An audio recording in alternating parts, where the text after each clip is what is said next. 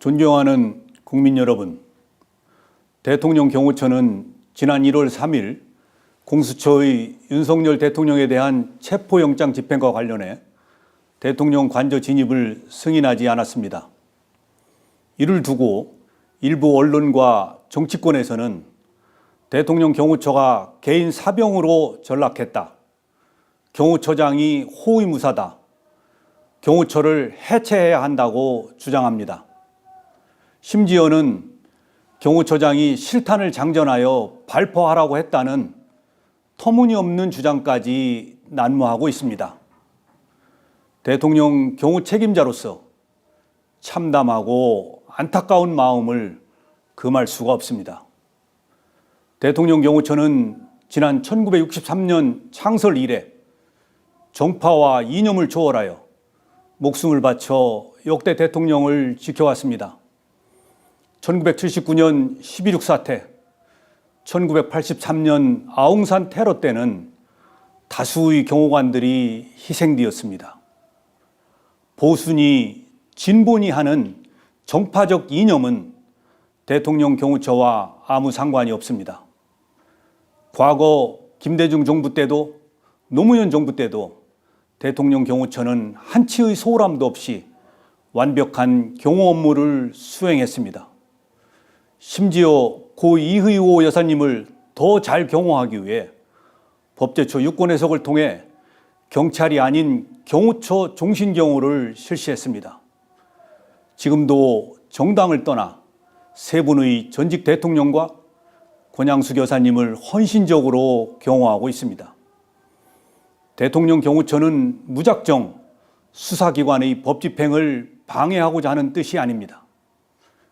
지금 윤석열 대통령은 비록 탄핵소추안이 국회에서 가결된 상태이지만 주권자인 국민의 손으로 뽑은 현직 대통령이 분명하고 법이 정한 대로 그에 상응한 경호를 받고 있습니다. 공수처의 내란죄 수사권 논란이 지속되고 있고 대통령 변호인단은 체포영장 발부 절차와 영장 적시 내용에 대한 심각한 위법성과 초법성을 이유로 헌법재판소에 권한쟁의 심판과 효력정지 가처분을 신청했습니다. 이에 저는 지난 1월 3일 체포영장 집행을 나온 공수처 담당 검사에게 경호처의 입장을 소상히 설명하고 현직 대통령 신분과 외신에 비치는 대한민국의 위상을 고려하여 법 집행에 신중을 기할 것을 정중히 요청하였습니다. 아울러 체포영장 집행 수사관들과 경호관의 대치 과정에서 어떠한 폭력이나 물리적 충돌도 없도록 조치하였습니다. 국회의원도 회기 중 체포를 위해서는 국회의 동의를 받게 되어 있습니다.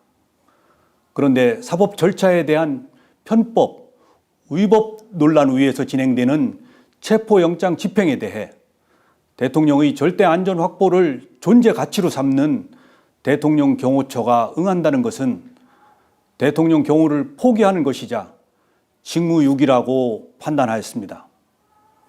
만약 이러한 판단에 오류가 있다면 저는 어떠한 사법적 책임도 감수하겠습니다. 일부 언론과 정치권에 요청합니다. 더 이상 대통령 경호처가 개인 사병으로 전락했다는 모욕적인 언사를 삼가 주십시오. 대통령 경호관들은 지금 이 시간에도 경호 훈련에 땀을 쏟으며 임무 수행을 위해 최선을 다하고 있습니다. 공수처와 국수본에도 요청합니다.